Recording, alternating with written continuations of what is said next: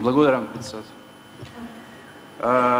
Почитуван пратеник, здравството е несумнено еден сектор кој што колку и да е развиена државата, има доста проблеми, така и во развиените држави, и вие веројатно од тој аспект можете да наброите уште 100 работи што можеби не се завршени или можат да се завршат со повеќе пари и слично.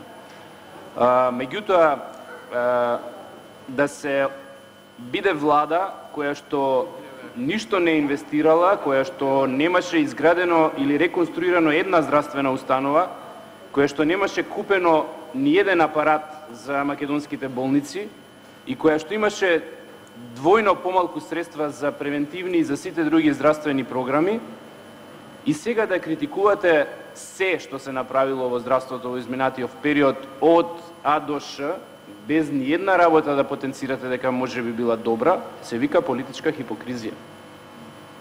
Значи, вие немате доблест да речете: добро луѓе, добро е што ги реновирате здравствените установи, можевте побрзо да го направите, тоа би било конструктивна опозиција.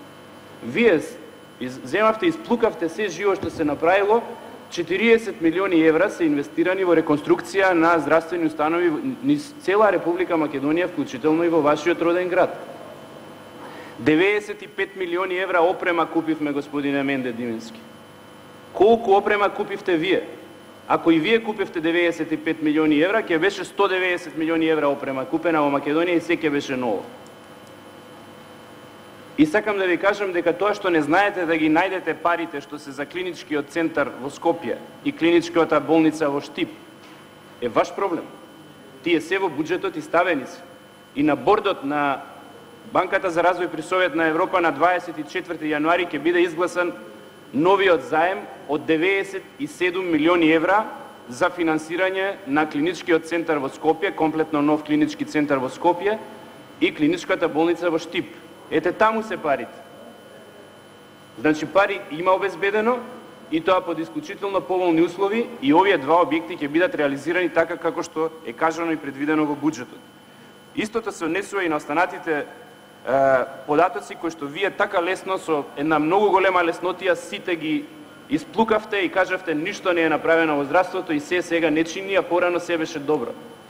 Мислам дека тоа не е точно, барем она што јас го гледам. За набавка на опрема во овој период се издвоени 10 пати повеќе пари отколку што се издвоени во времето кога вие можевте да издвојувате за набавка на опрема.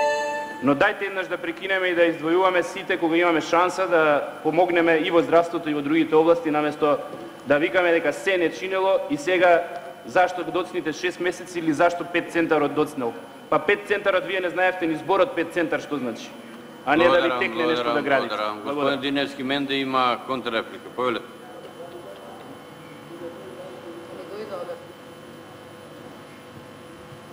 Господин Ставлевски, не мора да сте толку нервозен па да вреѓате. Јас не ве навредив, јас само поставив прашање. За да ви кажам, за долгото 40 милиони евра не измислува СДСМ, тој е официјален податок на Фондот за здравствено осигурување за јавните здравствени установи заклучно со месец август 2013 година. Еве го, 2 милиарди 280 илјади денари. Знаете што е политичка хипокризија? Тоа што го кажавте вие. Кажете ми, кој заем го зедовте за да ги направите спомениците во Скопје? Например, за Лавојте. И со која поволна камата го зедовте? Не зедовте за тоа заем. За тоа брцнавте од джепот на сите граѓани.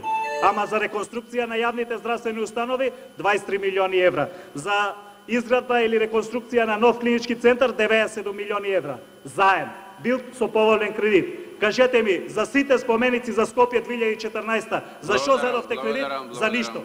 Знаете зашто? Ако земите кредит, не можете ги делите парите и крадите. Благодарам.